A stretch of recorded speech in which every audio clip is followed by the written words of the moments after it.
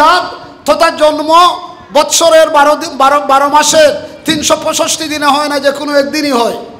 কিন্তু সিরাতুন নবী সাল্লাল্লাহু আলাইহি সাল্লাম কোনো মাস, কোনো পক্ষ, কোনো সপ্তাহের মধ্যে সীমাবদ্ধ নয়, বরং মুহাম্মদুর রাসূলুল্লাহ সাল্লাল্লাহু আলাইহি সাল্লামের সিরাত সারা বৎসর ব্যাপী আলোচিত হবে। কেন্দ্রীয় মুসলিম সাহিত্য সংসদ কর্তৃক আয়োজিত আজকের এই মোবারক মাহফিলের মুহতারাম সভাপতি,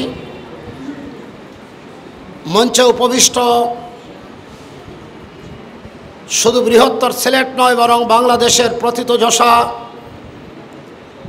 বুদ্ধিজীবী, সাহিত্যিক, ইসলামী চিন্তাবিদ যথাক্রমে কবি কালাম আজাদ সাহেব, সাংবাদিক আফতাব চৌধুরী সাহেব, ভাই সেলিম আউয়াল সাহেব সহ জাহেদুর রহমান সহ আমার সম্মুখে উপবিষ্ট বিশ্ববিদ্যালয় পর্যায়ের প্রথিতযশা শিক্ষকবৃন্দ, সম্মানিতা মা ও বোনেরা, ছোট্ট ছোট্ট সোনামণিরা, আল্লাহ পাকের দরবারে অসংখ্য গণিত শুকরিয়া। বিশ্বজাহানের সর্বশ্রেষ্ঠ, আল্লাহর পরে যার সবচেয়ে বেশি মর্যাদা, ইরানের কবি, পারস্যের বুলবুল শেখ সাদি রহমতুল্লাহি আলাইহির ভাষায় বাদ আজ খুদা বুজুর্গুতুই কিসসা মুখতাসর, স্বল্প কথায় রসুল পাক সাল্লাল্লাহু আলাইহি সাল্লামের পরিচয় দিতে গিয়ে বলেছেন, বাদ আজ খুদা, খোদার পরে তুমি হচ্ছ বুজুর্গ, তুমি হচ্ছ শ্রেষ্ঠতম। কিসসা মুখতাসর, এটাই হচ্ছে স্বল্প কথায় তোমার পরিচয়।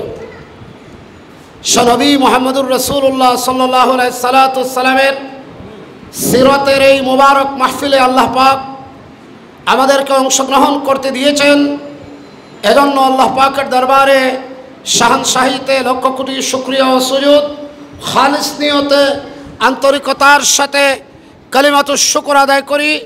সবাই বলি আলহামদুলিল্লাহ। প্রিয় শ্রোতা মণ্ডলী, আজ থেকে দীর্ঘ 1500 বৎসর পূর্বে সারা বিশ্ব যখন অন্ধকারের সাগরে নিমজ্জিত ছিল, তখন হিদায়তের রোশনি নিয়ে লিতুখরিজান নাসা মিনাজ যুলুমাতি ইলান নূর, মানুষ জাতিকে অন্ধকার থেকে আলোর পথে পরিচালিত করে সিরাতে মুস্তাকিমের দিকে ধাবিত করে জান্নাতুল ফিরদৌস এর দিকে পরিচালনা করার জন্য আল্লাহ পাক তার সৃষ্টিকুলের শ্রেষ্ঠতম হাবিব প্যারা নবী মুহাম্মদুর রাসূলুল্লাহ সাল্লাল্লাহু আলাইহি সাল্লামকে প্রেরণ করেছিলেন। মুহাম্মদুর রাসূলুল্লাহ সাল্লাল্লাহু আলাইহি সাল্লাম আগমন ঘটল। কোরআনুল কারীমের ভাষায় রাসূল সাল্লাল্লাহু আলাইহি সাল্লামের পরিচয় 30 পারা কোরআনই আল্লাহর রাসূলের পরিচয়, আল্লাহর রাসূলের সিরাত। সাহাবায়ে কেরামরা আম্মা জান আয়েশা সিদ্দিকা রাদিয়াল্লাহু আনহার কাছে প্রশ্ন করেছেন, কাইফা কানা খুলুকুন নবী সাল্লাল্লাহু আলাইহি সাল্লাম।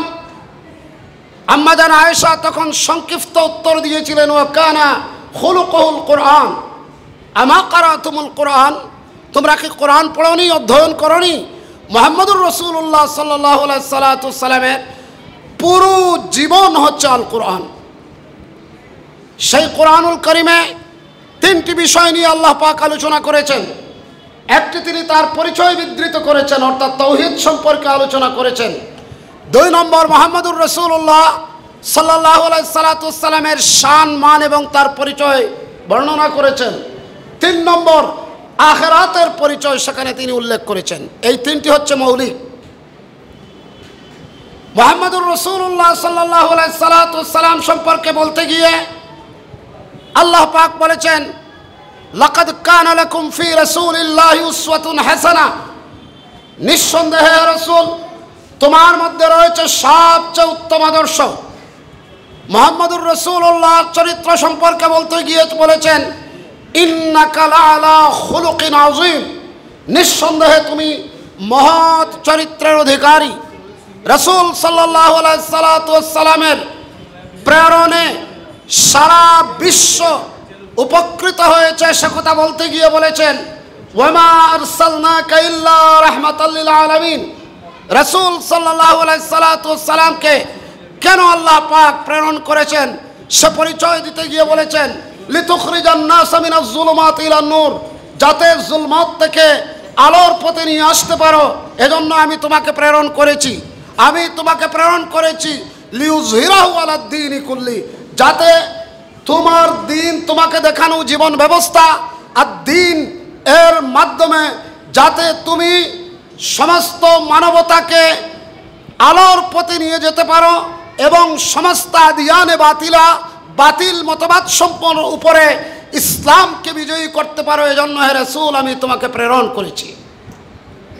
রাসূল সাল্লাল্লাহু আলাইহি সাল্লামের শান, মান, গুণগান, সিরাতুন নবী শুধু রবিউল আউয়ালে নয়, মিলাদুন নবী একটি দিনে নির্ধারিত নিঃসন্দেহে। কারণ মিলাদ তথা জন্ম বৎসরের 12 মাসের 365 দিনে হয় না, যে কোনো একদিনই হয়।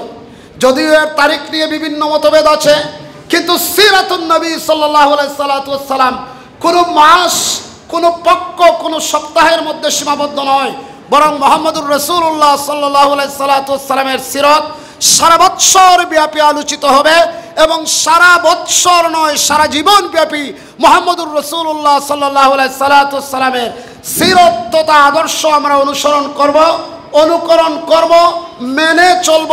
জীবনের সর্বস্তরে সর্বব্যাপী রাসূল সাল্লাল্লাহু আলাইহি সাল্লামের সিরাত অনুসরণ এবং অনুকরণ করব। আমার ভাইরা, মুহাম্মদুর রাসূলুল্লাহ সাল্লাল্লাহু আলাইহি সাল্লামের মধ্যে রয়েছে তোমাদের জন্য সবচেয়ে উত্তম আদর্শ। এর ব্যাখ্যা সূরাতুল আহজাবের 21 নম্বর আয়াতে রাসূল পাক সাল্লাল্লাহু আলাইহি সাল্লাম সম্পর্কে আল্লাহ বলেছেন, লাকাদ কানা লাকুম ফি রাসূলিল্লাহ। এই ফি রাসূলিল্লাহ মানে রাসূলের মধ্যে। এর তাফসীর করতে গিয়ে মুফাসসিরিনে কেরামরা বলেছেন, ফি হায়াতি রাসূলিল্লাহিল কামিলা, রাসূল পাক সাল্লাল্লাহু আলাইহি সাল্লামের পুরো জীবনের মধ্যে রয়েছে তোমাদের জন্য আদর্শ।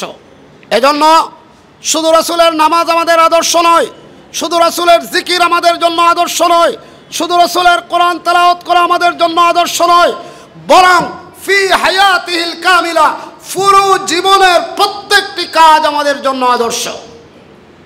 আমার প্রিয় ভাইয়েরা, রাসূল সাল্লাল্লাহু আলাইহি সাল্লামের কয়েকটি আদর্শের কথা আমি আপনাদের খিদমতে আলোচনা করতে চাই। আল্লাহর নবী ছিলেন মানবতার বন্ধু, মানবতার সেবা, মানবতার খেদমত ছিল তার অন্যতম মুখ্য উদ্দেশ্য।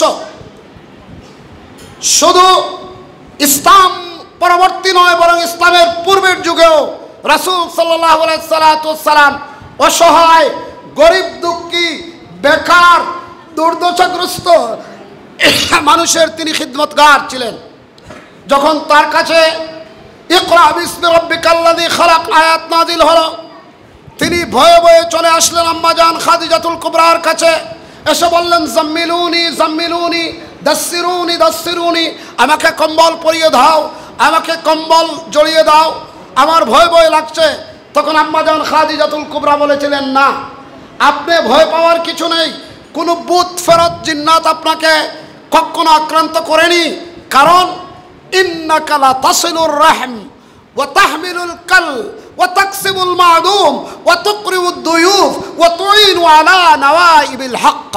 এই 5টি ব্যাপারে তিনি বলেছিলেন আপনার উপরে কোনো ভূত ফেরতের, কোনো জাদুর কোনো আসর নেই, সম্ভাবনা নেই। কারণ আপনি আত্মীয় স্বজনের হক আদায় করেন, আপনি অসহায় বঞ্চিত মানুষদের পাশে থাকেন, আপনি দুর্গতদের বোঝা বহন করেন, আপনি বেকারদের কর্মসংস্থানের ব্যবস্থা করেন, আপনি নিরন্ন মানুষদেরকে অন্নদানের ব্যবস্থা করেন।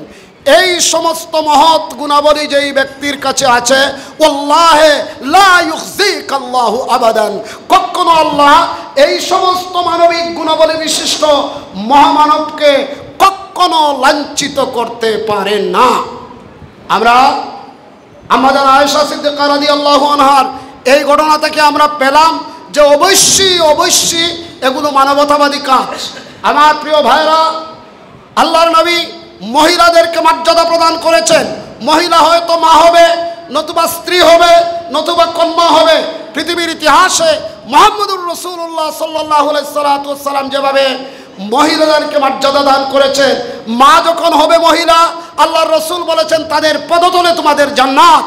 যখন কন্যা সন্তানের অধিকারী হবে, আল্লাহর রাসূল বলেন একটি, দুইটি বা তিনটি কন্যা সন্তান যারা লালিত পালিত হবে, আমি আল্লাহ পাক, আমার রাসূল বলেছেন আল্লাহ পাক তাদের জন্য বেহেশতের সবগুলো দরওয়াজা খুলে দেবে। আমার হাজরিনে কেরাম, আজকে বৈষম্য বিরোধী আন্দোলনের মাধ্যমে আমরা নতুন করে প্রাণ ফিরে পেয়েছি। আমরা বৈষম্য, আল্লাহর নবীর বৈষম্য মুক্ত সমাজ গঠনের জন্য রাসূল চেষ্টা করেছেন। আল্লাহর রাসূল বলেছেন লা ফারকা বাইনাল আরবি ওয়ালাল আজমি ওয়ালাল আবিয়াদি ওয়ালাল আসওয়াদ, কালো এবং সাদার মধ্যে কোনো পার্থক্য নেই, আরব এবং আজমের মধ্যে কোনো পার্থক্য নেই। কুল্লুকুম মিন আদম ওয়া আদামু মিন তুরাব, তোমরা সবাই মাটি থেকে, আর আদম আলাইহিস সালাতু ওয়াস সালাম থেকে, আর আদম আলাইহিস সালাতু ওয়াস সালামকে সৃষ্টি করা হয়েছে মাটি থেকে।